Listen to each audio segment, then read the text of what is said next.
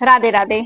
आज हम बात करेंगे जिन्हें कमर में दर्द होता है, साइटिका का पेन है, नस बिल्कुल खिंची रहती है, वेरिकोज की समस्याएं हैं, आपके पैरों से रिलेटेड जो भी समस्या है, कूल्हे में दर्द रहता है, उस पर हम कुछ एक्सरसाइज करेंगे।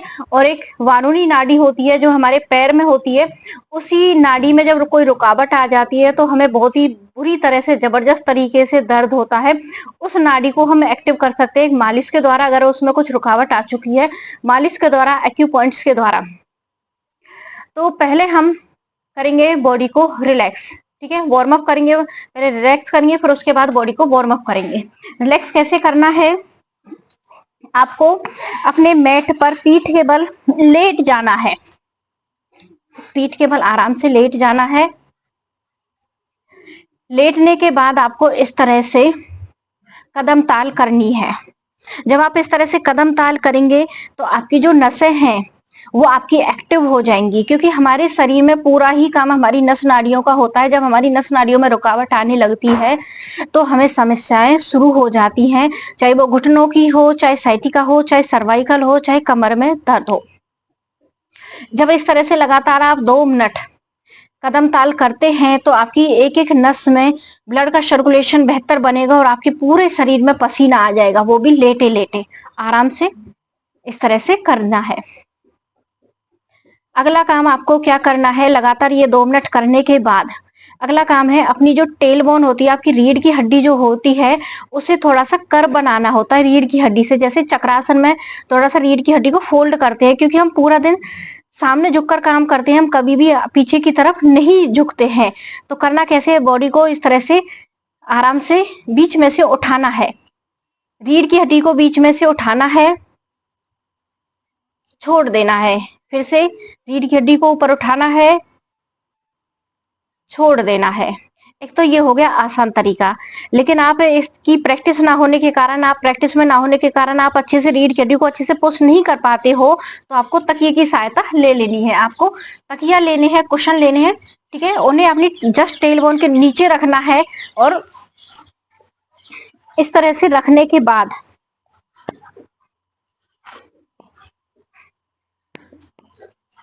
इस तरह से, ठीक है, अपनी रीढ़ की हड्डी के नीचे रख लेना है और अब रिलैक्स कराना है रीढ़ की हड्डी को। खुद से महसूस करोगे, काफी रिलैक्स महसूस होगा। इस एक्सरसाइज को आप सोने से पहले भी कर सकते हो। अगर आपकी कमर में जबरदस्त तरीके से दर्द हो रहा है तो आप कुशन रखिए कमर के नीचे और थोड़ा सा रीढ़ की हड्डी को रिलैक्स कराइए इस तरह से। अब इसमें क्या करना है कि नाभि से नीचे वाले पार्ट को नीचे की तरफ पुश करना है और नाभि से ऊपर वाले पार्ट को ऊपर की तरफ पुश करना है, ठीक है, और पूरा दबाव डालना है नसों पे। इससे आपकी तलवे से लेके चोटी तक की एक एक नस है वो आपकी एक्टिव हो जाएगी, बिल्कुल एक एक नस आपकी रिलैक्स हो जाएगी। ये तो हो गया हमारी रीढ़ की हड्डी को रिलैक्स करने का एक आसान तरीका, लेटे लेटे, ठीक है। इसे भी लगातार 2 मिनट करना है। इसके साथ साथ दूसरा तरीका है रीढ़ की हड्डी को रिलैक्स करने का, जिसे हम रोलिंग बोलते हैं। इससे भी हमारी रीढ़ की हड्डी इंस्टेंट रिलैक्स होती है। करना कैसे है, आपको इस तरह से घुटनों को अपनी चेस्ट से लगाना है और ऊपर उठने की कोशिश करनी है इस तरह से, ठीक है, उठ करके। अब इसे हम थोड़ा सर्कल में करेंगे।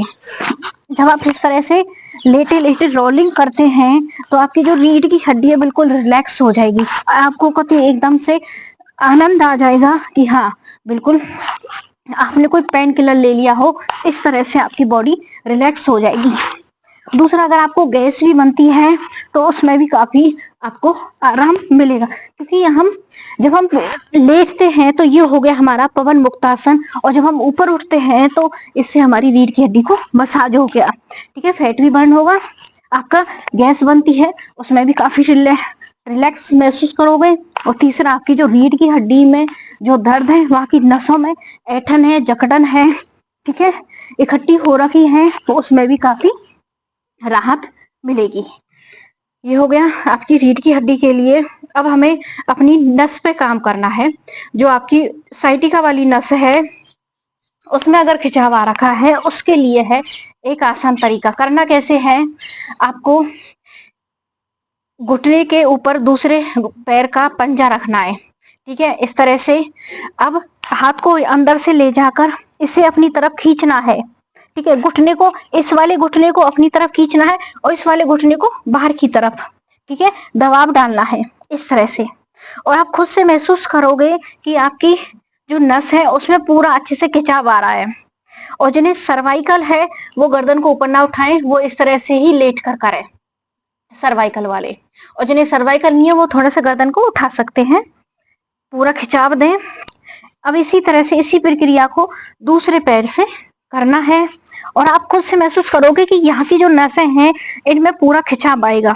जो आपकी कूल्हे की जो नसें हैं, हिप जॉइंट की जो नसें हैं, उनपे खिंचाव आपका बहुत जबरदस्त तरीके से आएगा। इस तरह से खिंचाव को महसूस करना है।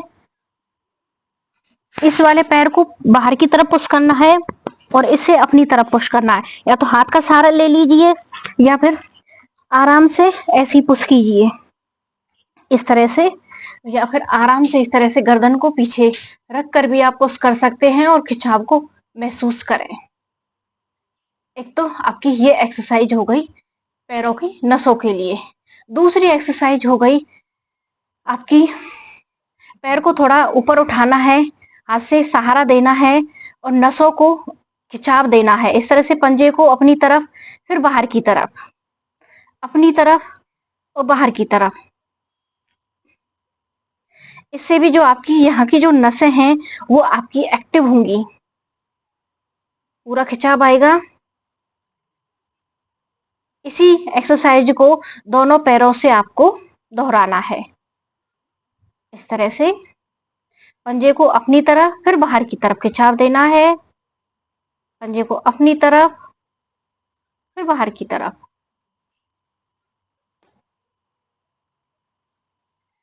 अगली एक्सरसाइज है, इसके कम से कम आपको कम से कम 8 से 10 बार रिपीटेशन करनी है इसी तरह से। अब एक पैर को इस तरह से नीचे रख लिया और इसके ऊपर रख लिया दूसरा पैर। ठीक है, जब आप इस तरह से पूरा खिंचाव दोगे दोनों पैरों में, यहाँ की जो नसें हैं, थाई की जो नसें हैं, उनमें अच्छे से खिंचाव आएगा। इस तरह से धीरे धीरे इस नसों को खिंचाव देना है।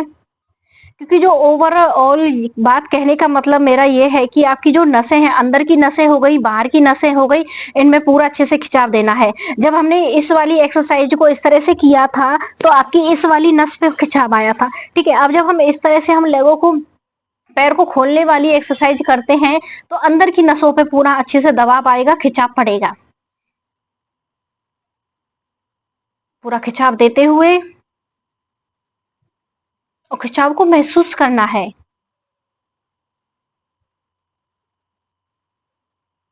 अब अगली एक्सरसाइज है आपकी, आपको इस तरह से लेट जाना है विष्णु मुद्रा में। ठीक है, विष्णु भगवान की जो मुद्रा होती है उसमें लेट जाना है।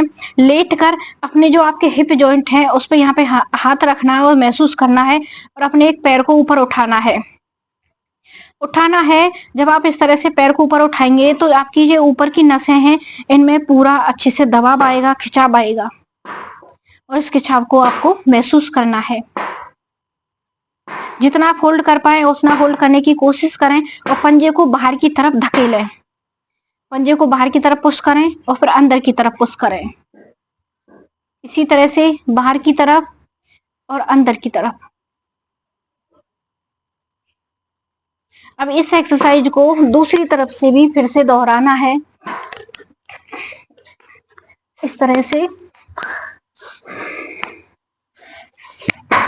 इसे हम विष्णु मुद्रा भी बोलते हैं, बाहर की तरफ और अंदर की तरफ।